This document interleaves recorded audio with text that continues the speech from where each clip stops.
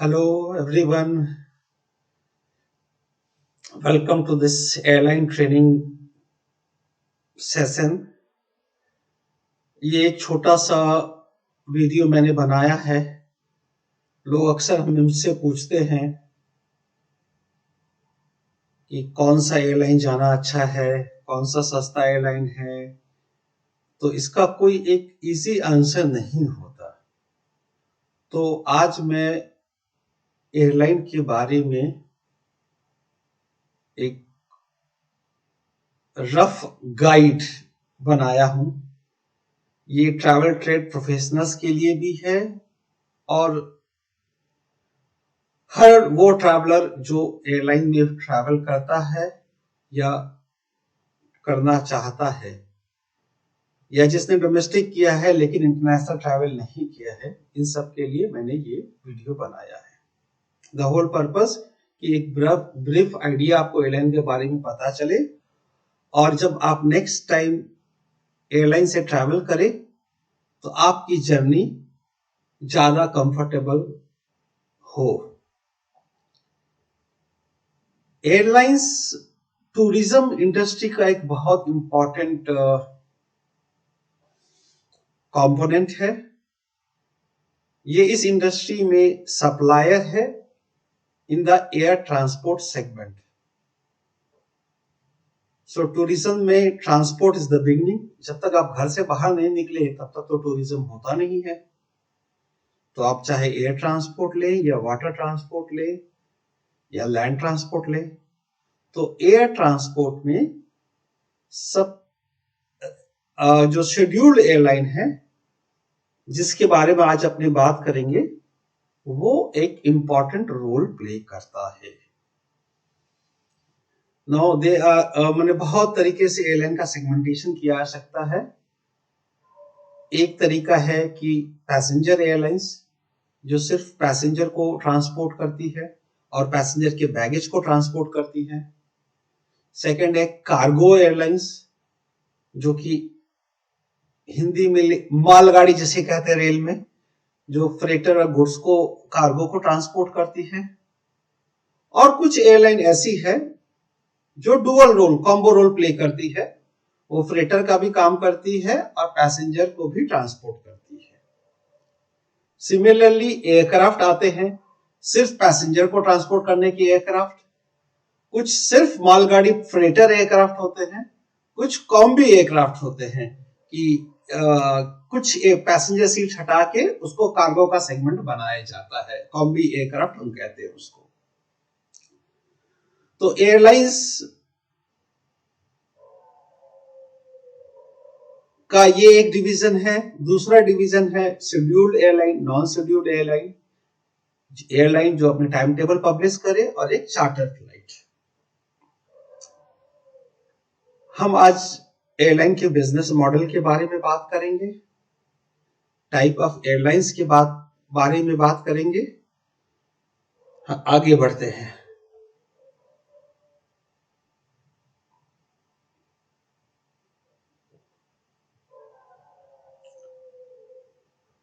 Scheduled airlines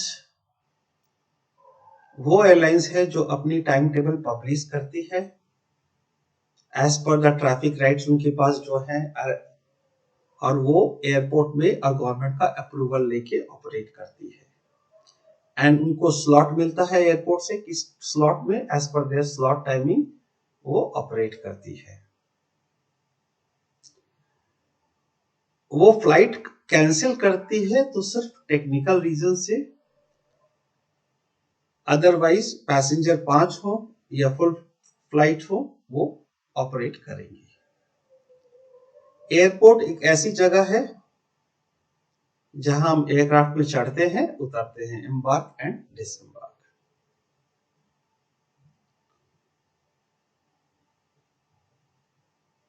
domestic airlines, जैसा कि name से पता चलता है कि वो एयरलाइन जो एक कंट्री के बाउंड्री के अंदर ही ऑपरेट करती है। रीजनल एयरलाइंस, ये एयरलाइन इंटरनेशनल ट्रैवल करती है, मैंने अपने कंट्री से बाहर जाती है, बट सिर्फ मीडियम रेंज, यानी कि आसपास के पड़ोसी देश या थोड़ा सा और आगे 5 घंटे मैक्सिमम फ्लाइट के अंदर में ये ऑपरेट करती है। एयरलाइन जहां से जो उसका बेस होता है, टेक्निकल भाषा में उसको हब कहते हैं। और तीसरा है इंटरकॉन्टिनेंटल एयरलाइंस। डोमेस्टिक एयरलाइंस या रीजनल एयरलाइंस का एक ही हब होता है, या मैक्सिमम 2 हब होते हैं। एक घर होता है या 2 घर होता है, और ये हब एंड स्पोक मॉडल में काम करते हैं। फ्लाइट करते हैं, अपने हब से जाते हैं, वापस अपने हब में आते हैं। जबकि इंटरकॉन्टिनेंटल एयरलाइंस जो है वो एक कॉन्टिनेंट से दूसरे कॉन्टिनेंट पे जा रहा है, लॉन्ग हॉल फ्लाइट करता है। 10-10, 12 घंटे की फ्लाइट होती है, 20 घंटे की भी फ्लाइट होती है। सिडनी से लंदन 20 घंटे की फ्लाइट है। तो लंबी फ्लाइट के लिए इनके पास कंफर्टेबल एयरक्राफ्ट का होना जरूरी है। तो इनके पास जो फ्लीट होती है इनकी, उसमें वाइड बॉडी एयरक्राफ्ट भी होता है और नैरो बॉडी एयरक्राफ्ट भी होता है, क्योंकि इंटरकॉन्टिनेंटल एयरलाइंस कभी-कभी डोमेस्टिक भी फ्लाई करती है। जैसे अमेरिका की अमेरिकन एयरलाइंस या यूनाइटेड एयरलाइंस ले लीजिए, लेकिन तो ये विद इन अमेरिका भी फ्लाई करती है, अमेरिका से यूरोप भी आती है, अमेरिका से एशिया भी आती है, अमेरिका से ऑस्ट्रेलिया भी जाती है। ये इंटरकॉन्टिनेंटल एयरलाइन हो गया। सो हमारे पास डोमेस्टिक एयरलाइंस है, रीजनल है, इंटरकॉन्टिनेंटल एयरलाइंस है।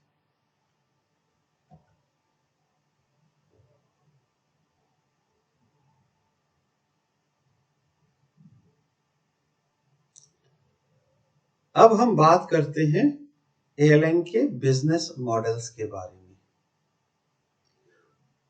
वो चाहे डोमेस्टिक हो या रीजनल हो या इंटरकॉन्टिनेंटल हो, इनका बिजनेस मॉडल कुछ भी हो सकता है। सबसे पहला मॉडल है जिसको कहते हैं स्मॉल एयरलाइंस। तो इनके पास एयरक्राफ्ट 5 से 20 के बीच कुछ भी हो सकता है एयरक्राफ्ट। ये शॉर्ट हॉल में भी करते हैं, अगर इनके पास वाइड बॉडी एयरक्राफ्ट है तो लॉन्ग हॉल भी फ्लाई करते हैं। बट ये अपने कॉस्ट में काफी केयरफुल रहते हैं, और इनका एग्जांपल्स यहाँ पे लिखा हुआ है, स्क्रीन में आप देख सकते हैं। तो आपको एक फेयर आइडिया हो जाएगा कि स्मॉल एयरलाइंस का मतलब क्या है। अब लो कॉस्ट कैरियर जो है, जिसको लेमैन की भाषा में नो फ्रिल एयरलाइन कहते हैं, तो इनका दिखावा कम है और बेसिक्स पे ध्यान करते हैं। हाई फ्रीक्वेंसी है और टर्न अराउंड टाइम कम होता है। ये एक देश के अंदर भी ऑपरेट करते हैं, कभी कभी रीजनल भी ऑपरेट करते हैं। जैसे पहले इंडिगो और स्पाइस जेट सिर्फ विद इन इंडिया फ्लाई करती थी, बट आजकल ये लोग दुबई भी जाते हैं, कोलंबो भी जाते हैं, काठमांडू भी जाते हैं। तो ये रीजनल एयरलाइंस का रोल प्ले करने लगे हैं। सो लो कॉस्ट एयरलाइंस है तो आपका एक्सपेक्टेशंस भी नहीं होता कि आपको सर्विस मिलेगा। तो इन्होंने क्या किया है कि एडिशनल रेवेन्यू अर्न करने के लिए टिकट्स ये बेचते हैं सीट के लिए। वो काफी कॉम्पिटिटिव प्राइसिंग होता है, लेकिन ये कहते हैं अनबंडल्ड। ये बंडल्ड नहीं बेचते, अनबंडल्ड। दैट मीन्स कि आपको सीट के लिए अलग लेना है, आपको खाना चाहिए तो उसके लिए अलग पेमेंट करिए, आपको लेग स्पेस वाला अच्छा सीट चाहिए तो उसके लिए ज्यादा पेमेंट करिए, विंडो सीट चाहिए फ्रंट रो में तो उसके लिए अलग पेमेंट करिए। तो इनका ये सारी सर्विसेज को अनबंडल करके ये चार्ज करते हैं। तो ये लो कॉस्ट कैरियर का कंसेप्ट है। और आजकल नया चीज आ गया है, अल्ट्रा लो कॉस्ट कैरियर। तो सेम एज लो कॉस्ट है, लेकिन कॉस्ट कटिंग और भी ज्यादा है। दैट मीन्स अगर वो खाना भी, अगर ये खाना देते ही नहीं है एयरक्राफ्ट में, फ्लाइट में, बट किसी को पानी चाहिए वगैरह चाहिए, स्नैक्स चाहिए, तो वेंडिंग मशीन लगा होता है।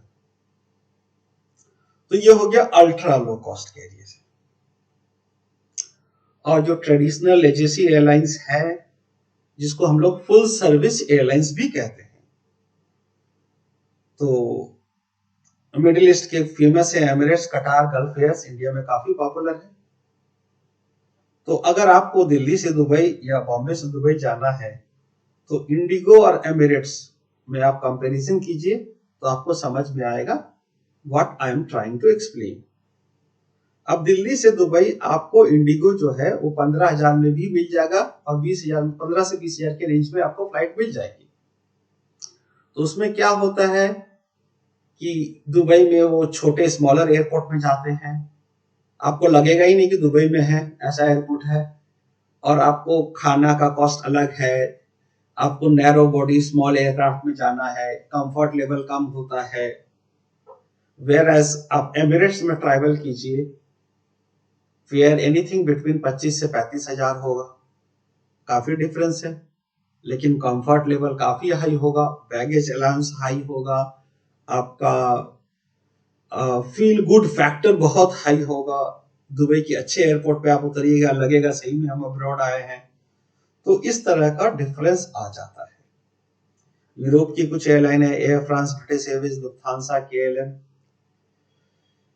तो अब क्या हो रहा है कि जब ये फुल सर्विस एयरलाइन को लो कॉस्ट एयरलाइन से कंपटीशन करना पड़ता है, तो इन्होंने भी क्या कर दिया है कि हर एयरक्राफ्ट में 5 से 10 सीट सस्ता में बेचते हैं to compete with low cost carrier. और वो भी सीट सिलेक्शन के लिए, फूड के लिए एक्स्ट्रा चार्ज करते हैं, कभी कभी फूड, बेसिक फूड कॉम्प्लीमेंट्री देते हैं। तो ये है एयरलाइन बिजनेस मॉडल। ये अपने आप में एक कंप्लीट कोर्स है। यहां मैं 5 मिनट में आपको समझाने की कुछ कोशिश कर रहा हूं मेरी तरफ से।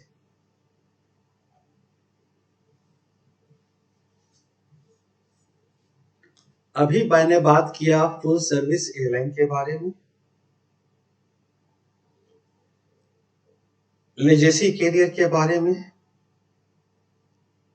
और मैंने बताया कि कंफर्ट का काफी ध्यान रखा जाता है, क्योंकि 10, 12, 18 घंटे की फ्लाइट भी हो सकती है, इंटरकॉन्टिनेंटल फ्लाइट्स हैं, तो वहां पे वाइड बॉडी एयरक्राफ्ट का यूज करते हैं। तो one of the most popular wide body aircraft है बोइंग 747-400 सीरीज। बोइंग 747 वो पहला एयरक्राफ्ट था जिसमें अपर डेक था। तो उसी का एक 400 वर्जन का एग्जांपल मैंने यहाँ दिखाया है। तो ये अपर डेक का पिक्चर है, जहां पे बिजनेस क्लास सीट्स है, और लोअर डेक में फर्स्ट क्लास और इकोनॉमी क्लास सीट्स है। तो वाइड बॉडी का सबसे पहली पहचान जो है, इसमें दो आइल्स होते हैं, 2 पैसेज होते हैं। तो आप देखिएगा कि जैसे ही आप एयरक्राफ्ट में एंटर कीजिएगा तो आपके राइट हैंड साइड में इकोनॉमी क्लास की तरफ जब देख रहे हैं तो ए बी सी, ये इस रो में ये 3 सीट है। फर्स्ट रो में ये 3 सीट है, फर्स्ट कॉलम की तरफ अगर कहें तो। उसके बाद ये पैसेज आता है, इसको हम लोग बोलते हैं आई। फिर पैसेज के बाद बीच में 3 सीट और है, ए डी एफ जी, और फिर एक पैसेज है, ये सेकंड पैसेज है, और फिर एच जे के, ये एक पैसेज है। तो आप इकोनॉमी क्लास में देखिएगा स्ट्रीमलाइन बॉडी होता है एयरक्राफ्ट में, तो सेंटर में सबसे ज्यादा चौड़ा होता है। तो यहाँ पे देखिएगा एक एडिशनल सीट आ गया है, तो टोटल एक रो में 10 सीट आपको दिखाई देंगे, 3, 4 और 3, ये 10 सीट एयरक्राफ्ट है ये आपके। और वेयर एज फर्स्ट क्लास में सिर्फ 2 और 2 4 एयरक्राफ्ट है, 2 और 2 4 सीट है एक रो में। और यहाँ बिजनेस क्लास में भी 2 और 2 4 सीट है, बट यहाँ पे विथ थोड़ा कम है, जो अपर डेक है। तो ये आपको एक फेयर आइडिया मिल जाएगा। यहाँ देखिए 1 2 3 4 इंजन है इस एयरक्राफ्ट में, और ये ऊपर में जो दिख रहा है ये पोर्शन में अपर डेक है। और जो एयरक्राफ्ट की जो बेली होती है उसमें कार्गो होल्ड होता है, जिसमें सामान जाता है। तो इस एयरक्राफ्ट में लोअर डेक में 2 केबिन कंपार्टमेंट है, फर्स्ट क्लास और इकोनॉमी क्लास। अपर डेक में 1 केबिन कंपार्टमेंट है, बिजनेस क्लास।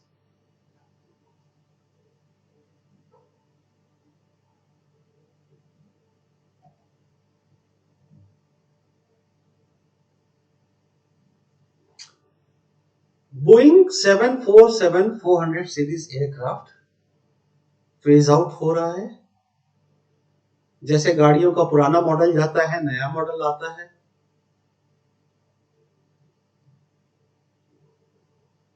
वैसे ही बोइंग का अब नया मॉडल आया है जो एयरलाइंस ने इंडक्ट किया है, वो है बोइंग 787-800 सीरीज।